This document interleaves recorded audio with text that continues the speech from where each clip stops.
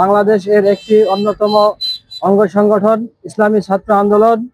তারা কেন্দ্রীয়ভাবে একটি দায়িত্ব পালন করে যাচ্ছেন, যে পথচারী তৃষ্ণার্ত ভাইদেরকে তারা বিনামূল্যে পানি পান করাচ্ছেন। এটা একটা মহান বড় ইবাদত। ইসলামী আন্দোলন বাংলাদেশ এটা শুধু রাজনৈতিক কোনো দল নয়, আমরা রাজনীতি করি, এর পাশাপাশি এটাকে ইবাদত হিসাবে আমরা মনে করি। হ্যাঁ, পানিটাও খুব ভালো।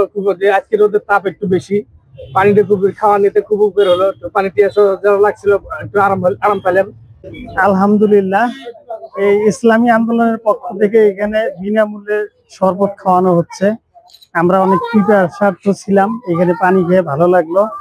ইসলামী ছাত্র আন্দোলন বাংলাদেশ রৌমারী উপজেলা শাখার পক্ষ থেকে আমরা সাধারণ ভ্যান চালক, রিক্সা চালক এবং পথচালিত মানুষদেরকে আমরা বিনামূল্যে এই তীব্র গরমে যাতে মানুষ এই পিপাসা মেটাতে পারে, এই জন্য আমরা লেবুর শরবত আমরা সুন্দরভাবে ক্লিন পানি দিয়ে আমরা তাদেরকে খাওয়াইতেছি।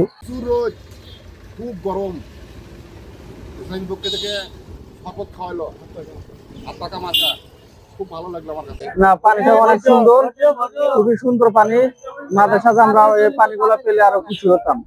যে আমাদের যে রোদ, বর্তমানে যে গরম, এই গরমে যদি আমাদের মাঝে সাথে সবাই খাওয়াইতো তাহলে আমাদের খুব ভালো লাগতো। ইসলামী ছাত্র আন্দোলন বাংলাদেশ রৌমারী উপজেলা শাখার পক্ষ থেকে আমরা এই তীব্র রোদের কারণে মানুষ তৃষ্ণার্ত পথচারীদের মাঝে আমরা বিনামূল্যে শরবত বিতরণ করতেছি।